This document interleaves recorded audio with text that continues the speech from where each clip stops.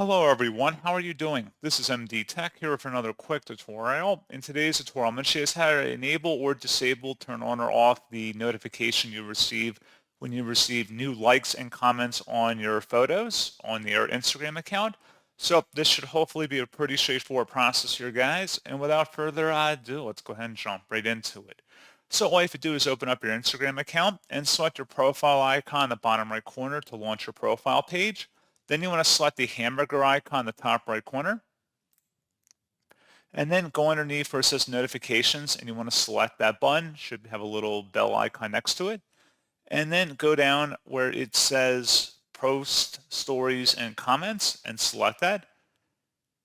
So if you want to turn off likes and comments of photos you are in, you can just turn it to the off position right here. And again, that's the third option down at the time of this recording. They might change down the road. Settings usually do change, from time to time, but for just likes and comments on photos of you, you can just turn that off here, and that's all you have to do. So pretty straightforward process, guys. And as always, thank you for watching. I do hope that I was able to help you out, and I do look forward to catching you all in the next tutorial. Goodbye.